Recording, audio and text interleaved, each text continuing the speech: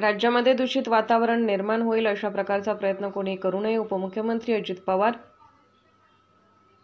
विशाळगडच्या घटनेबाबत प्रशासन आम्हाला वेळोवेळी माहिती देत होते, तरी मी स्वतः पाहणी करण्यासाठी आलो. पुढील काळात काही स्वयंसेवी संस्थाही मदत करणार आहेत. ही मदत तहसीलदारांपर्यंत करण्यात येत आहे.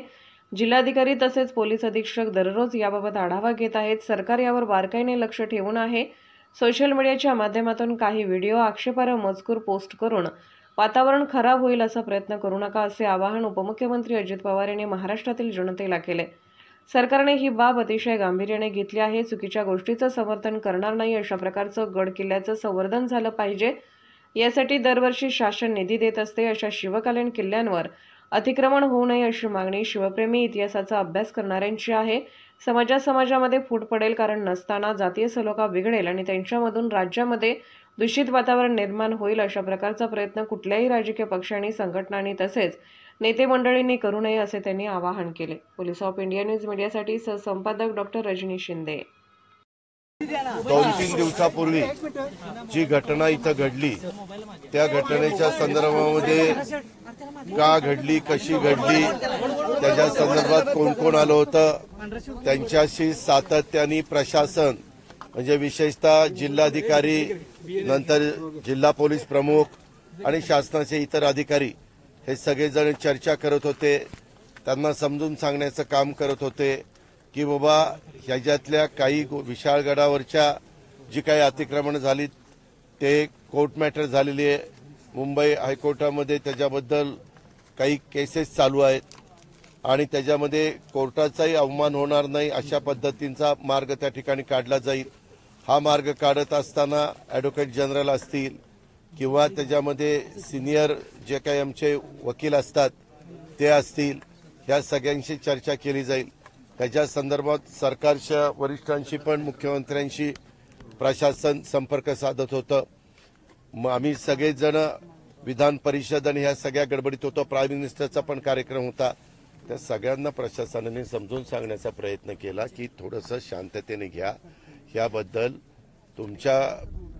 तुमची जी काही मागणी आहे त्याबद्दल सरकार कायद्यानी नियमांनी सकारात्मक आहे. कायदा नियम कुणा हातामध्ये घेण्याचा प्रयत्न केला तर ते चालणार नाही, परंतु कायद्याच्या नियमाच्या चौकटीमध्ये बसून आपण मार्ग काढू. आम्ही ज्यावेळेस मुख्यमंत्री आणि दोन्ही उपमुख्यमंत्री आणि काही मंत्रिमंडळातले सहकारी रायगडवर आपल्या राज्याभिषेकाच्या कार्यक्रमाला गेलेलो होतो, तेव्हा पण विशाळगडाच्या अतिक्रमणाच्या बद्दलचे बोर्ड आम्हाला दाखवलेले होते आणि त्याही वेळेस तिथं चर्चा आम्हा लोकांची झालेली होती. त्याच्यात सुरुवातीच्या काळामध्ये असा समज होता की तिथं सगळ्याच बाबतीमध्ये कोर्ट मॅटर असल्यामुळे तिथं काही करता येत नाही प्रशासनाला, असं साधारण पहिल्यांदा सांगण्यात आलेलं होतं.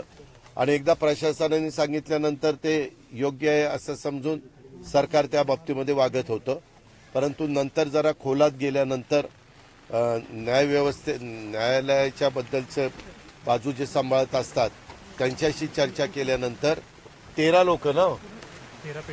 पिटिशनर ही ह्याच्यामध्ये होती, बाकीची नव्हती. मग आता पावसाळ्याच्या काळामध्ये घरात राहतात तिथं त्यांना डिस्टर्ब करायचं नाही, पण जे कमर्शियल तिथं व्यवसाय करतात त्यांचं काढायचं आणि तशा पद्धतीनं काढण्याचं काम हे प्रशासनाने सुरू केलेलं होतं. असं करत असताना खरं तर तिथं सगळ्यांनी समंजस भूमिका घ्यायला पाहिजे होती. परंतु जाता जाता ही जी वाडी आहे इथं आता आपण पत्रकार मित्रांनी पण पाहिलं, मी स्वतः बघितलं, इथं राजेश पाटील आहेत, बाकीचे सगळे प्रशासनातले वरिष्ठ अधिकारी आहेत, सगळ्यांनीच बघितलं. काही निष्पाप लोकांच्या गाड्या तोडलेल्या आहेत, मोटरसायकली फोडलेल्या आहेत, स्कूटर फोडलेले आहेत, घराच्या काचा फोडलेल्या आहेत, दरवाजे तोडलेले आहेत. अशा पद्धतीचं नुकसान इथं करण्याचा प्रयत्न काही लोकांनी केलेला. वास्तविक ह्यांचा तसा अर्थार्थी विशाळगडाच्या वर असणाऱ्या अतिक्रमणाचा आणि इतर राहत असणाऱ्या लोकांचा काही दोघांमध्ये देखील संबंध नव्हता. आता तातडीची मदत म्हणून शासनाने त्यांना 25-25 हजार रुपये असे 50 हजार रुपये प्रत्येकी मदत केलेली आहे. पंचनामे केलेले आहेत. पंचनामे करत असताना मला जिल्हाधिकाऱ्यांनी जी लिस्ट दाखवली त्याच्यामध्ये जिल्हाधिकाऱ्यांच्या हाताखालच्या सगळ्या अधिकाऱ्यांनी सगळ्या गोष्टी जवळनं पाहिलेल्या आहेत. त्या पाहून 2,85,00,000 रुपयाचं नुकसान झालेलं आहे.